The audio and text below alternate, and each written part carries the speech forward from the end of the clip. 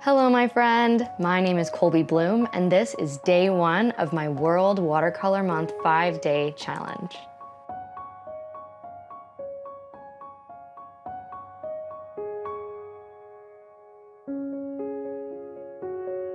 Here's the deal. We are going to paint one watercolor painting every day for the next 5 days, and it's going to be so much fun. This challenge is for every watercolor painter. Whether you are a brand new beginner or you've been painting for a while, I've hopefully curated some projects that will bring you a whole lot of joy. Today, on day one, we are going to practice creating luminosity. Luminosity is like creating light, and watercolor is particularly adept at creating light because it is a transparent medium. So by using what's called the wet on wet technique or painting on wet paper, we are going to create this really beautiful luminous sunset lake scene. So gather your supplies. My list of supplies are in the description, and let's get started. All right, first things first is you need a watercolor sketchbook. I'm using a Blue Pine Arts brand sketchbook linked in the description below, as well as all of the other supplies that I'm using listed in the description below. So the first thing I'm going to do with my watercolor sketchbook, using watercolor paper, by the way, that's really important that we're using watercolor paper, is I'm taping off the edges. And I'm also using a binder clip to keep the paper taut. So once I've taped off the edges, I'm going to take a big wash brush. This is a round number 16 Princeton Neptune, and I'm going to get my whole paper wet with clean water. This is so that we can start using the wet on wet technique to create the luminous textures. Now I'm taking some opera pink and some Hansa yellow light and making like a coral color. What we're doing is painting the colorful rays around the sun. So a little bit up, like down from the top of the page, I am painting so that there's kind of like a circle, like the sun is going to be in the middle. It's going to be a really like light yellowish color, and then gradually adding orange and pink as it radiates out from the sun. Now, the middle, where the sun is going to be the lightest, and it's also going to be the most yellow. That's really important. Also really important is when you're painting with the wet on wet technique is knowing that the paint is going to kind of blend and bloom on its own, right? We're painting on wet paper, and that's okay. We want it to look light and airy, so we're using really watery paint, and we're using our brush to kind of tap on the outside edges so that the colors blend really softly with pink on the outside, orange in the middle, and then gradually getting more yellow. We're going to let that dry or use a dryer to dry it like I just did. And then we're going to re-wet with clean water and do it again, basically, to make the colors even more vibrant, but without kind of being heavy-handed. And this time, I added mostly just like a little bit of yellow, a warm yellow, which is called New Gamboge in my watercolor set. This time, we're also going to add the blue. I want the blue to be more like a blue-violet color, so I started with French Ultramarine, and I added a little bit of Opera Rose, and then a little bit of Payne's Gray in order to get a really watery. Notice how my paper is really watery and my paint is really watery. And then I'm going to paint starting from the top and starting from the bottom. Being really careful not to mix directly into much of the yellow or the orange because you might accidentally mix green, you might accidentally make some kind of brown color. And if that happens, that's okay. That's no big deal, because we're just experimenting, we're just practicing, right?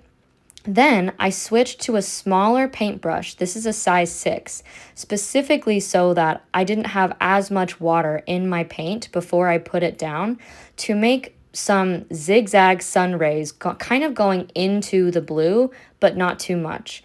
This is especially when we're painting sun rays like this with the round number 6 paintbrush, what's important to remember is there's no right or wrong way to do this.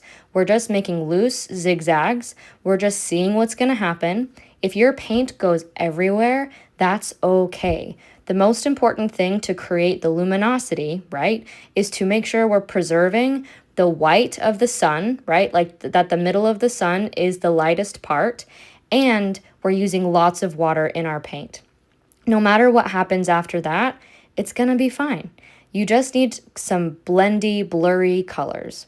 We let that dry all the way, and then with the blue mix that I used for the sky, I'm going to paint directly on the bottom page because this is the lake part, right?